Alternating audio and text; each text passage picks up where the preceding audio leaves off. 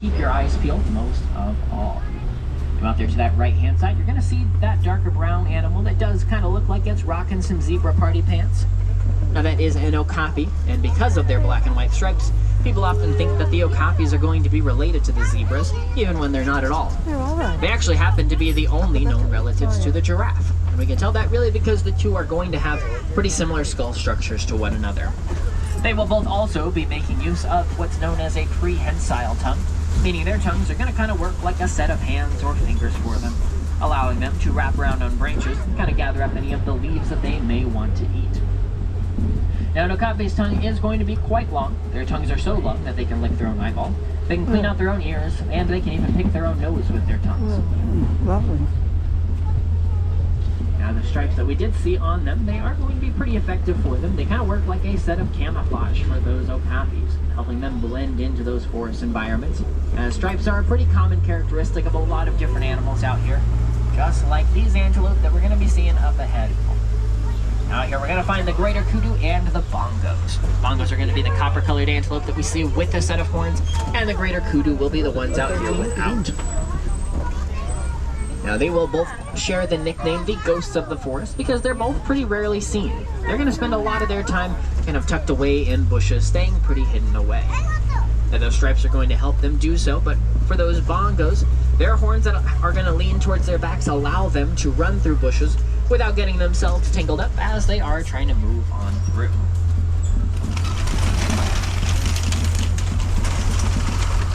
Now, as we are heading on through the gate and moving our way up the bridge here, we're going to be seeing that our time at the Ituri Forest is ending.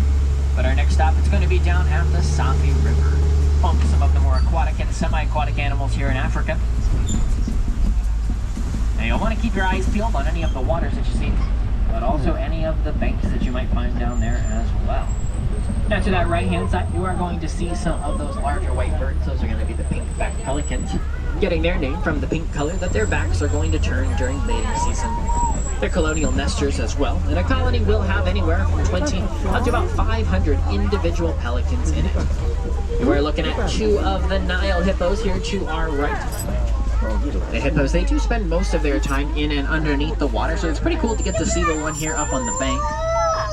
The hippos are going to really spend a lot of their time deep within the water. A lot of the times for us, they look like a bunch of moving shadows down there. They are known to sink all the way down towards the bottom and then kind of run or glide along the bottom of that water's edge.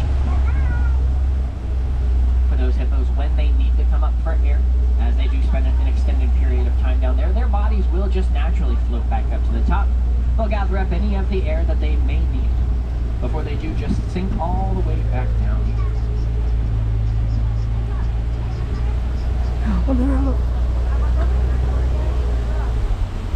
Now, also down here to our left-hand side, we'll see some of the Nile crocodile.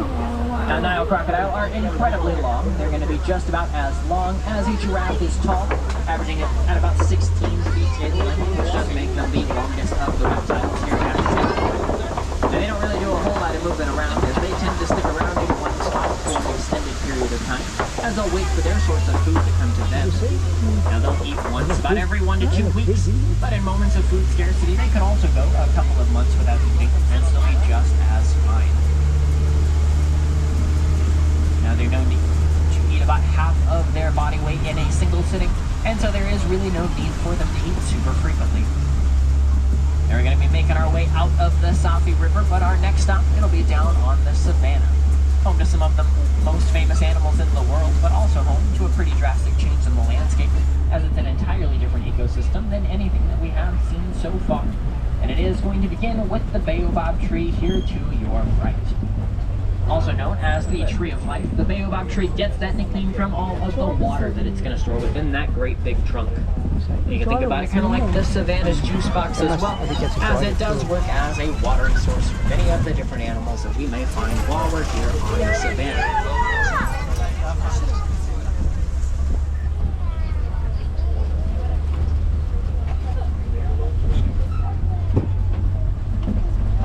It looks like we're going to be starting by looking at some of the Maasai giraffe.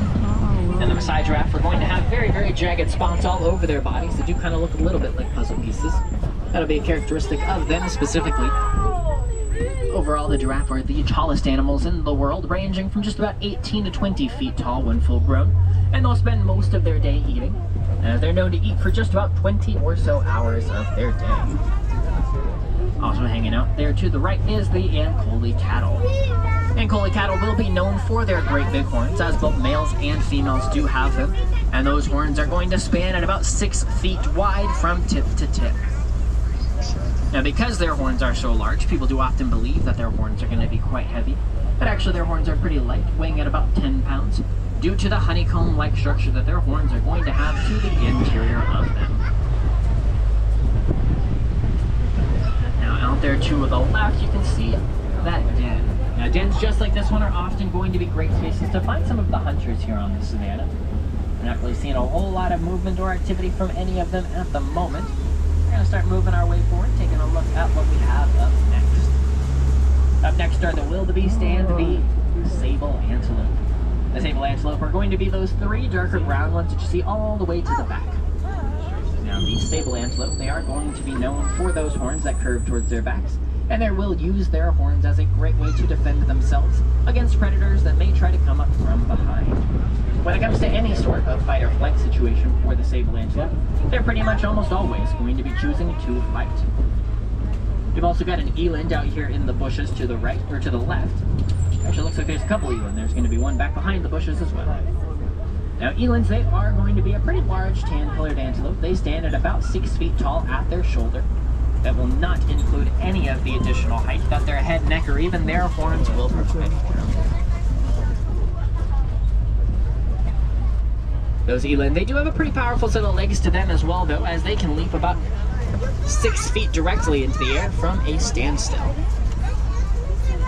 Now, the giraffe, you can kind of see their prehensile tongue as they're using it to try to gather up the last little bit of leaves that they're going to be able to reach up there. But here in front of us, we're also going to be seeing the Hartmann's mountain zebras. Hartmann's mountain zebras are going to have much bolder stripes on their behinds than they do on the rest of their bodies, and their stripes will not be extending all the way down past their bellies. And so they're known to have a pretty large white spot down there throughout their entire lives. They got a baby zebra out here to our left. Baby zebras are not going to be born with their iconic black and white stripes. Their stripes, they actually start out brown and white. They also start out a little fluffier than most traditional zebras. They tend to lose their fluff and those brown stripes as they do get a little bit bigger, as their stripes will slowly but surely turn the black color. Now we're looking at these wildebeest again here. Now, they are a part of the antelope family. They get their name from the Afrikaans word meaning the wild beast, and they are the second most densely populated species on the planet, second to us as humans. Also back behind the wildebeest are the springbok. Now, springbok, they are a smaller antelope species. They have a bit of a s'more-like coloring to them.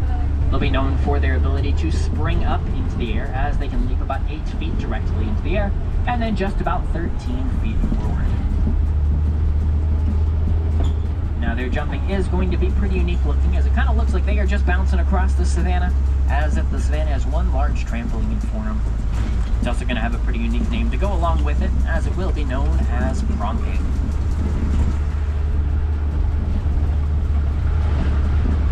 Moving up ahead, we're going to start heading out into what appears to be elephant territory. Elephants here on the savanna, they love to act like bulldozers. They nap over trees, and they're going to make lots and lots of room for life and new vegetation to grow.